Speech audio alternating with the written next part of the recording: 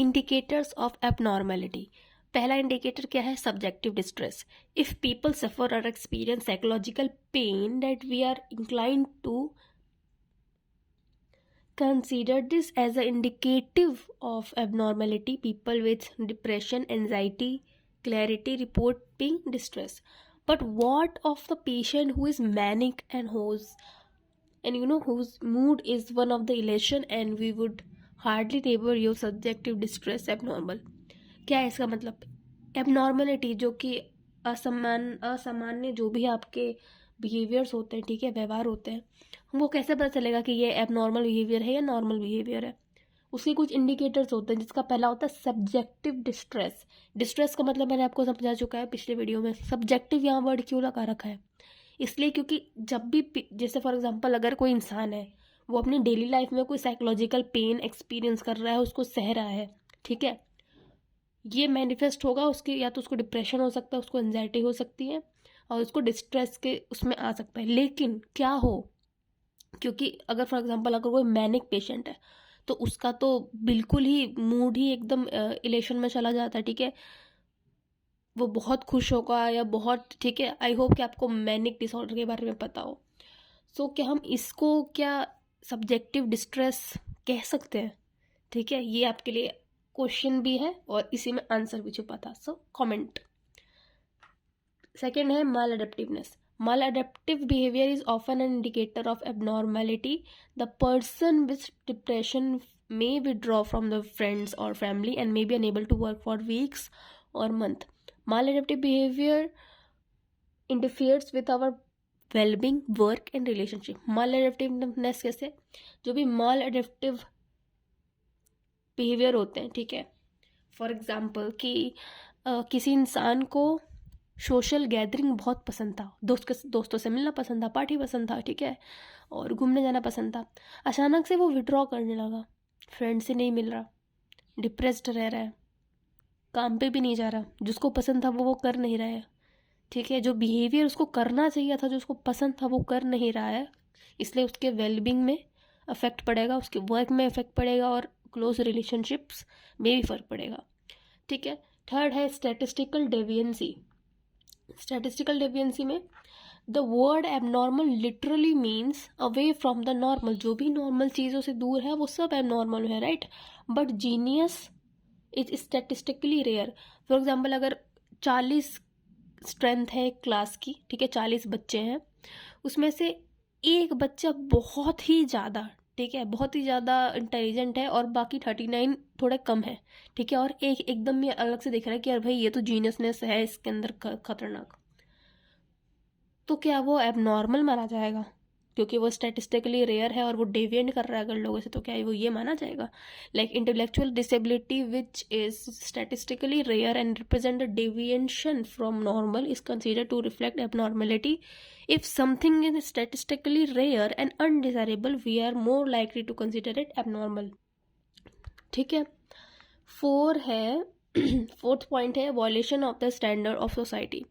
All cultures have rules, some of these are formalize as a law, ठीक है।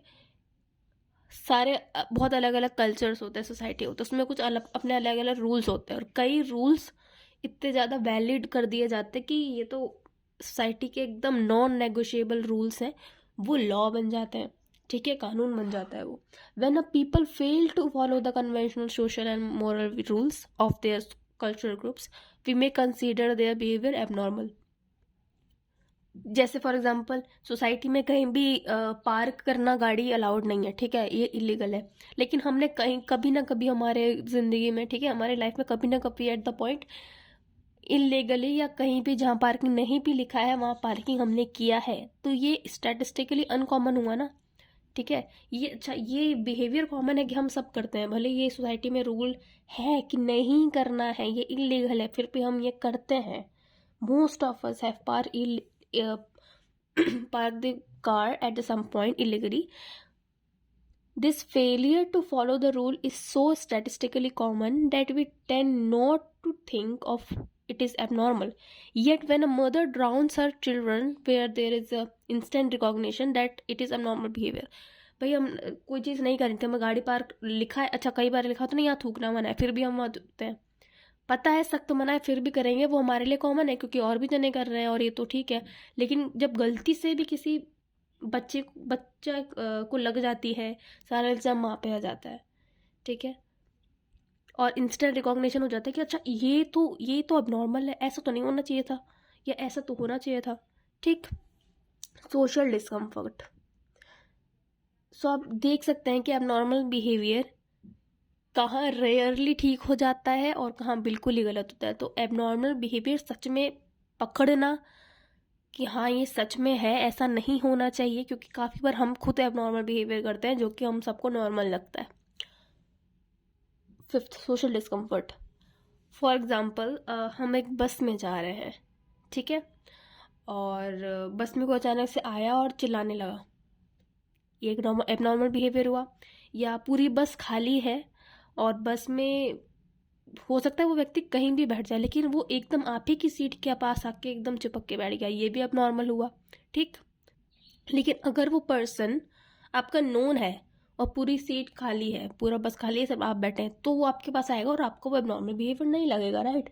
सो social discomfort is another potential way that we can recognise abnormality or not, but again much depends on the circumstances, ठीक है। सब में subjectivity लग रही है यहाँ पे, देखो। Imagine that you are sitting in an almost empty bus, and where there is a row of unoccupied seats. Then someone comes in and sit down right next to you. How do you feel? कैसा feel करोगे तुम? It is a normal or abnormal behavior. Is he or she has paid tickets also, but the sense of, देखो ticket उसने भी दिए, लेकिन sense ये है कि जब पूरी सीट खाली है तो वो आपके पास ही चिपक के उसी सीट पे क्यों बैठ रही है या बैठ रहा है। If the person who gets on the bus is someone who you know well, it might be more unusual if he or she did not join you, ठीक है। सिक्स्थ है इरेशनलिटी एंड अनप्रेडिक्टेबिलिटी। हम expect करते हैं people से कि वो एक सर्टेन वे में बिहेव करने चाहिए, ठीक है। For example, if a person sitting next to you suddenly begins to scream or yell obscenities at nothing, you would probably regard that behavior is as abnormal. For example, the disordered speech or disorganized behavior of a patient with schizophrenia are often considered as irrational. Seventh है dangerousness. कई बार जो doctors होते हैं वो patient को की condition देख के, उसके हाई लेवल देख के कि कितना है, अगर वो बहुत ही ज़्यादा हाईली डेंजरस होता है खुद के लिए भी और दूसरों के लिए भी, तो उसको हॉस्पिटल में एडमिट करवा दिया जाता है कि हो सकता है उसका सुसाइडल टेंडेंसी हो या वो किसी को मार दे या ये सब, ठीक है।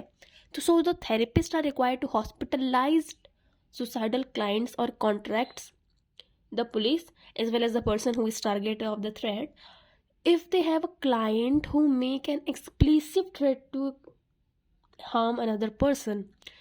But what if is a soldier is in combat mentally ill?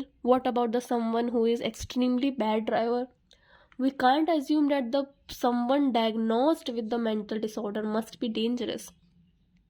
Research suggests that the people with mental illness is dangerous is more than the exception than a rule. तो आई होप आपको ये सातों indicators काफ़ी, देखिए आपको लग रहा होगा कि या तो सारे ही एक है या सारे ही कहीं ना से लिंक है या सारे ही बहुत डिफरेंट है और सब में सब्जेक्टिविटी आ रही है, बट यही तो टास्क है। हम सब कभी ना कभी अपने पॉइंट में कुछ ना कुछ एबनॉर्मल करते हैं जो हमें लगता है नॉर्मल है, बट उसी में आपको स्टैटिस्टिकली देखना कि अच्छा क्या रेयर है, ऐसा तो बिल्कुल नहीं होना चाहिए था या ये क्यों हुआ, उसी से हम प्रिडिक्ट कर सकते हैं एबनॉर्मल बिहेवियर और डायग्नोज कर सकते हैं कि हाँ इसको कुछ मेंटल डिसऑर्डर है या नहीं है। Conclusion is that at the one point of time homosexuality was considered as a mental disorder, है ना, आजकल तो बहुत चर्चा में भी है, but this is no longer the case. A generation ago, pierced noses and navels are regarded as the highly deviant and prompted questions about the person's mental health. But the culture plays a role in determining what is it and is not normal and is not abnormal. In the addition, because of the society is constantly shifting and changing and modifying and becoming more or less tolerant of the certain behaviors. What is considered abnormal or deviant in the decade may not be considered abnormal or deviant in one decade may be not be considered. जो पहले हो सकता है कि topic of homosexuality या जो tattoo culture था या जो पियर्सिंग कल्चर था उसको हम बहुत एबनॉर्मल मानते थे कि यार कि क्या कुछ दिमागी कुछ है कि इसको ऐसे कैसे करवा रहे हैं ये इतना ज़्यादा, ठीक है, ये तो एबनॉर्मल है. लेकिन अब वी आर, कहते हैं ना, we are a changing being in the changing world.